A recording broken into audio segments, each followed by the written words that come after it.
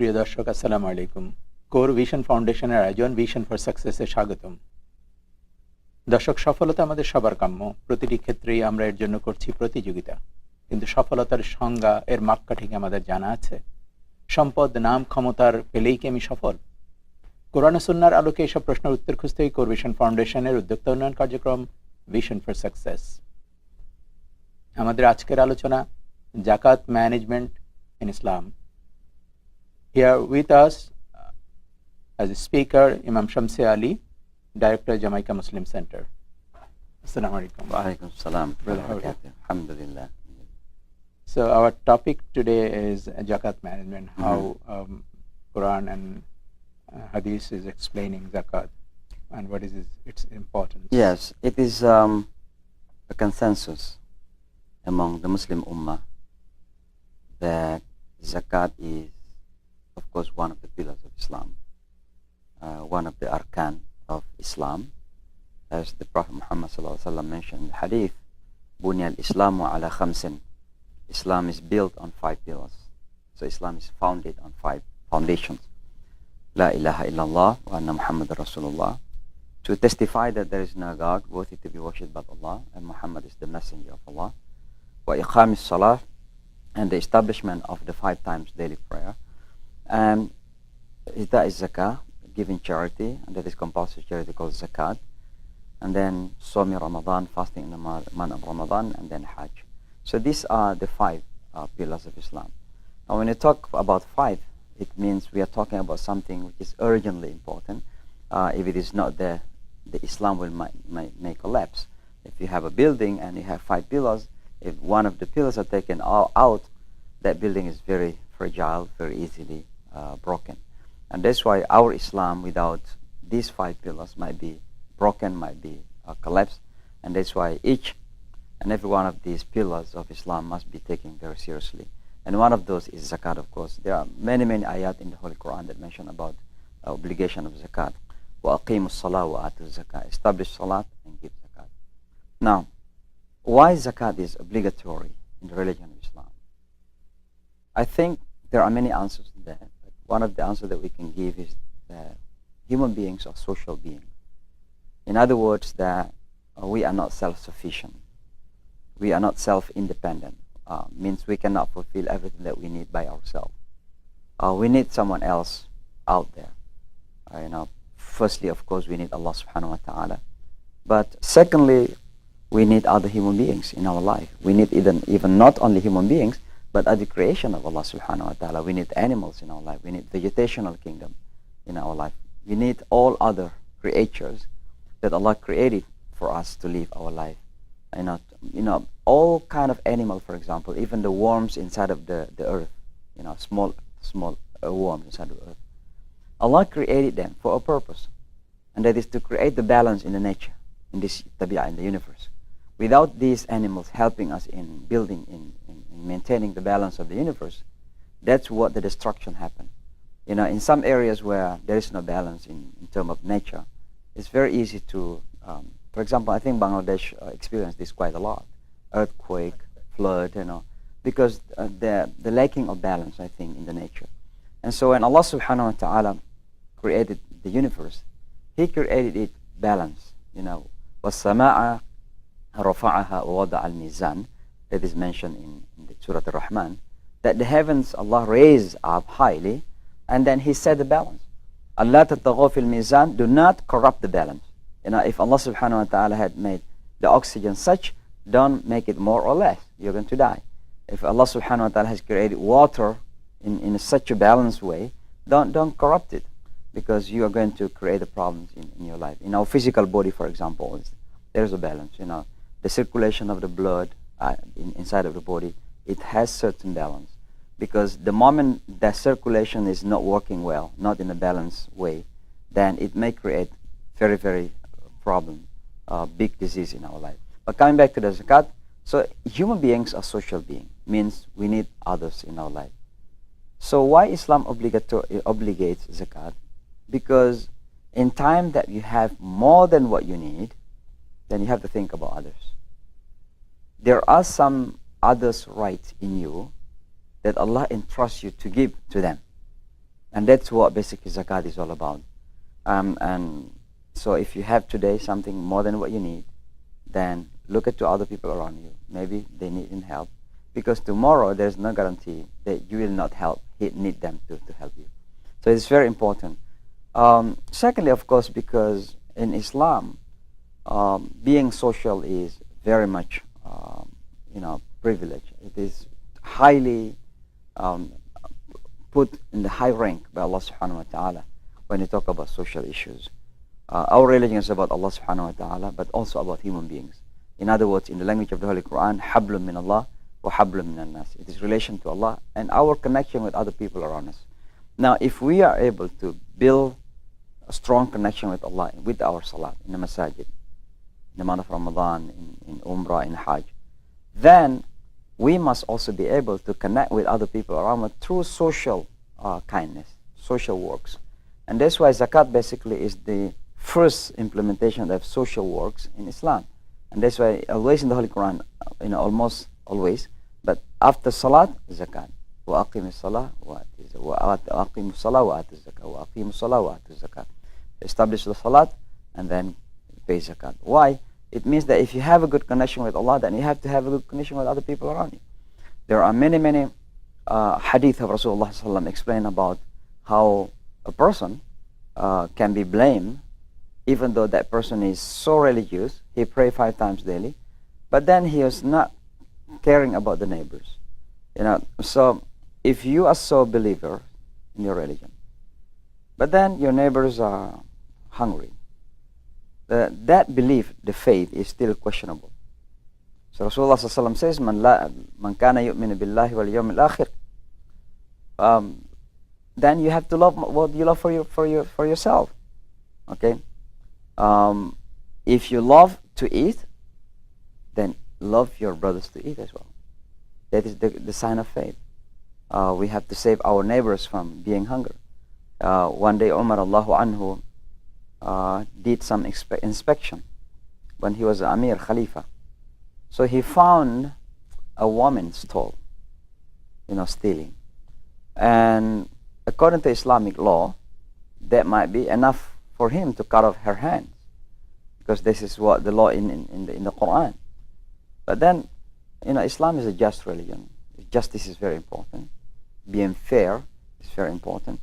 So he tried to find out why this woman was stealing. And he found that her husband got killed in one of the battlefield in defending Islam. And she has a lot of kids. And nobody helped her. And the kids are hungry to eat. And what happened, the neighbors happened to be well-off, rich person. So what Umar did, instead of punishing the woman, he was punishing the neighbor. That was social issue in Islam. Very important, again, when you come back, that we must be responsible socially, not only towards Allah subhanahu wa ta'ala, but also towards other human beings. And that's why if you see the ayat of the Holy Quran. We'll take a short break. Dear viewers, you are watching Vision for Success. Stay with us.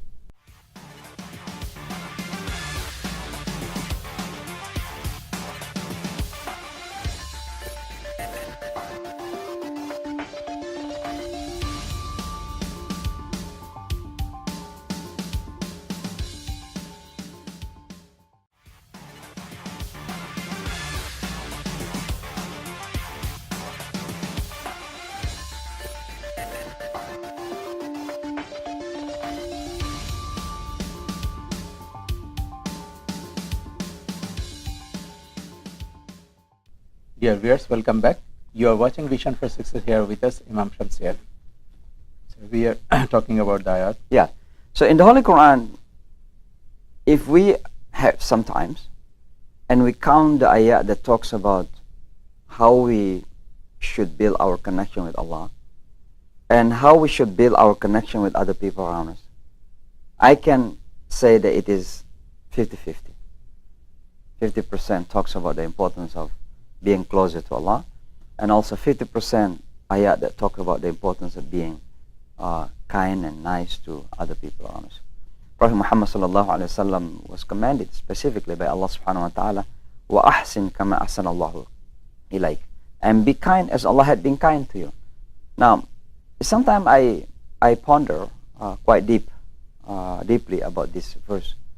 Why Allah subhanahu wa ta'ala said to Prophet, be kind as I have been kind to you.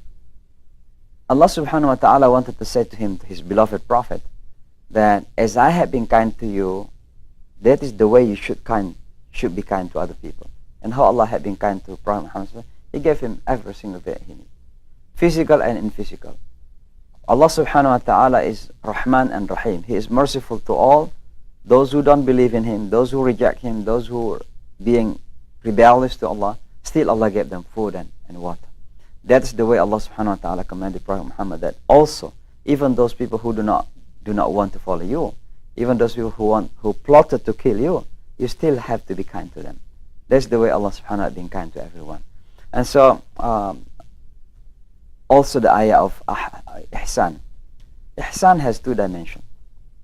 Allah subhanahu wa ta'ala says, Inna Allah yuhibbul muhsinin. Allah loves those who are being kind, the ihsan. And ihsan basically has two dimensions. That is vertical dimension. Our kindness with Allah subhanahu wa ta'ala is being defined by this hadith, أن تعبد الله كأنك تراه فإن لم تكن تراه فإنه يراك. That you are worshipping Allah subhanahu wa ta'ala as you are seeing Him. That is ihsan towards Allah subhanahu wa ta'ala. Means that you have to take Allah subhanahu wa ta'ala in your life very seriously, everywhere, every time. In 24 hours, in and outside of the house, in and outside of the masajid, we must have Allah subhanahu wa ta'ala in our life. And that's what ihsan is. But ihsan to Allah is not enough. You have to do ihsan to other people around you. And that's why here zakat is relevant. Because it is the implementation of being ihsan to both. Zakat is ritual, ibadah, to Allah. You do it for Allah subhanahu wa ta'ala. But you are giving this to other people around you. So it's also the implementation of being muhsin or kind to other people around you. So the salah is, we know the importance of salah and everything. Why we cannot make zakat that much, spread and to teach the people the importance of the zakat? I am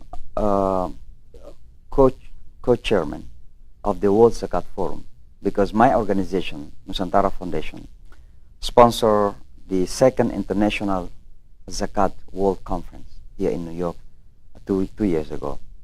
So I was elected to be the co-chair of the Zakat World Forum, and we are going to have a Zakat conference in India in October this year, and I will be a speaker there.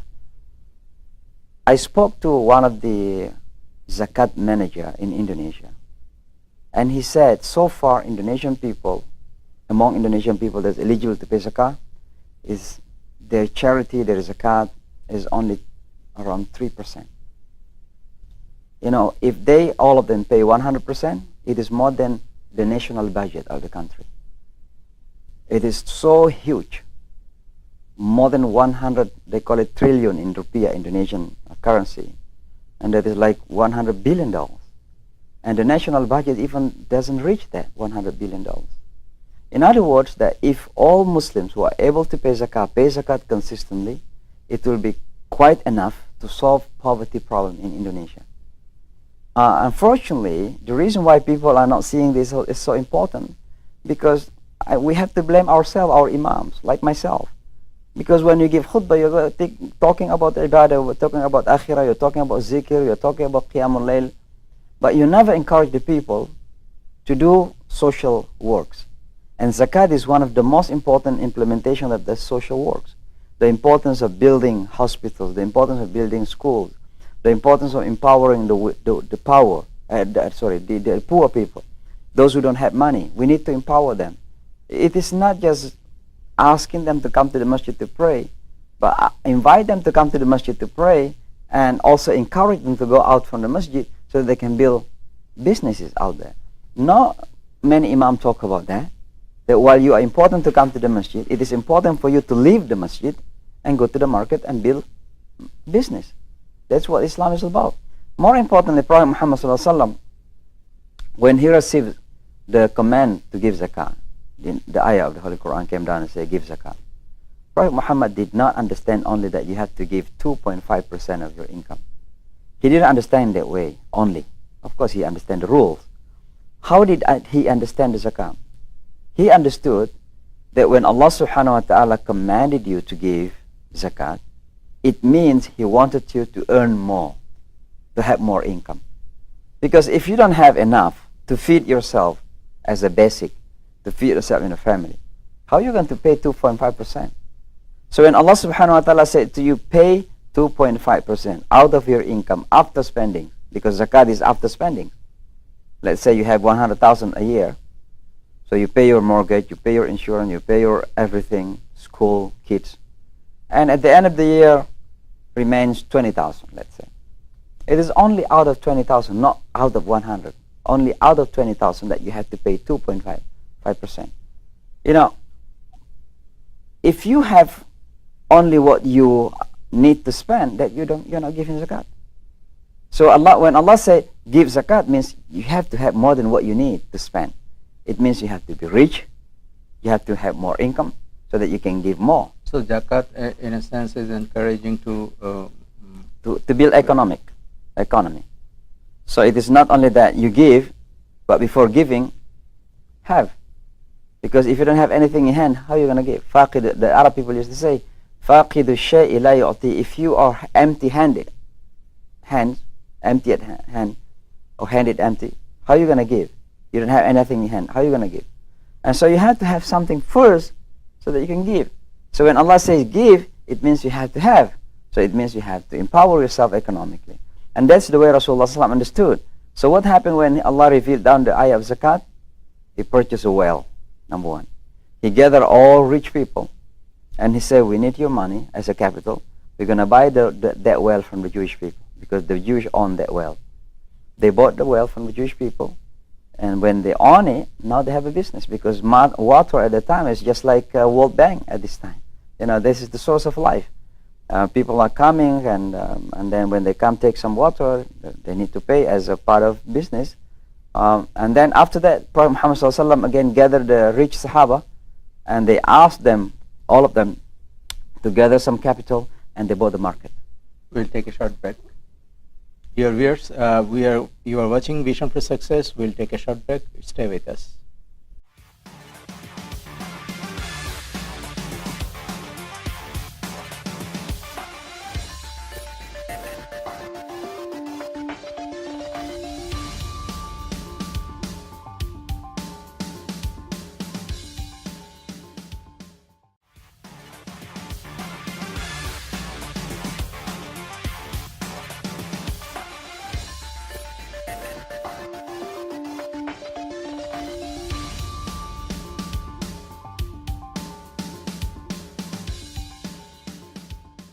Dear viewers, welcome back. You are watching Vision for Success. We are discussing Zakat management in Islam. Here with us Imam Shamsi Ali. Yes, brother. But when we are preaching, like Imam and other ulama is preaching, I think they are not highlighting the importance of economic empowerment. We are always telling that how rewards you are going to get if you pay Zakat. That's what the problem is. Because always when you talk about ibadah, we are just talking about how much reward you're going to gain. Even fasting. When you do fast, Allah will reward you this. When you do tarawih, Allah will give you this. We don't talk that much about that if you do fast, you're going to become someone like this. When you do fast, you're going to be a better person. You're going to be more energetic. You're going to be more healthier. It means we're going about health. Health sometimes is perceived to be a non-Muslim issue, being healthy. Prophet Muhammad ﷺ says, "Sumu tasihhu," fast, you will be healthier. You know, so it means there are health issues here in our fasting. So when you talk about zakat, it's not only when you give 2.5%, you're going to be blessed with reward with this and this, but more importantly, talk about how you can give. And when you talk about how you can give, it means you have to earn something. Now, how are you going to earn something? It means you have to build economy. It means you have to open business opportunities. And that's what the meaning of zakat basically is. Zakat means purification. But it also means development. And that's why zakat yazku, it means to purify, but also to develop. the meaning of purification is that to purify our heart from being greedy, the greed, that sometimes, those who don't think about akhirah, they want everything else. They never felt that it's enough, of course. Being greedy. But also being greedy means he doesn't want to help others around. But development means that by doing zakat, you are going to have more. Why? Because you understand before giving, it means having more. So you're going to struggle for economic empowerment. You're going to struggle to build businesses. You're going to empower others around you so that everybody can give zakat. To such an extent that in the time of Umar bin Abdul Aziz, not Umar bin Khattab, Umar bin Abdul Aziz, Umar bin Abdul Aziz was known as the fifth Caliph Rashidin. You have Abu Bakr, Umar, Uthman, Ali, and then later on, after some other Khalifas, but they are not considered Rashidin, you have Umar bin Abdul Aziz. Just more than 2 years, because he understood the meaning of zakat. No single person in the Muslim world is eligible to receive zakat, because everybody was empowered. Everybody feels that is enough. They don't want to accept zakat anymore from anybody. Why? Because Umar bin Aziz understood that zakat is not only that you give and you receive, but it's about that you empower the community to build economic empowerment. And that's what the meaning is. But unfortunately, in our community, we don't see this important. But as I mentioned, it's a lot of hypocrisy. In one hand, we understand the importance of building schools and elderly home, empowering the poor. But in the masajid, sometimes we say, no, money is not important. The important is how to enter into Jannah. Money make you enter into Jannah. Sometimes even ibadah that you do basically doesn't make you. We discourage even. We discourage, and unfortunately, sometimes we use this term of being, materialistic or too much into dunya. You love in this dunya is not good, it's against akhirah. There's no such in Islam. Sometimes we say that the poor will go to Jannah 500 years before the rich. It depends on the context. Prophet Muhammad said that, and of course we believe in the hadith because hadith mentioned in Bukhari. He said that because he was addressing those who are rich and businesses to remind them that not only that you have the money, not only that you are successful, but also you have to be rich in akhirah, you have to be successful in akhirah by using your money in a good way. And also, on the other hand, Prophet Muhammad wanted to give courage to the poor people, a motivation that being poor doesn't mean you have to lose your personality, you have to lose your mentality. You are still very dignified, you are respected people. And that's the way Rasulullah reminded his Sahaba. But don't take it literal. Because the moment you say that, no, the poor people will enter into Jannah first, though I will be poor because I want to enter into Jannah first.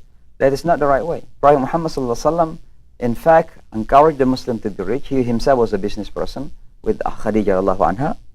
And so if we say Prophet Muhammad encouraged the Muslim to be poor, then this contradicts the other hadith. Because there is hadith says, كَادَ الْفَقْرُ أَنْ يَكُونَ كُفْرًا. Poverty can lead you into kufr. So how Prophet Muhammad encouraged his ummah to be poor, and at the same time he warned his ummah that if you are poor, maybe you are kafir. And there are many kufr, act of kufr, the act of kafir happen in the Muslim world because of economic thing.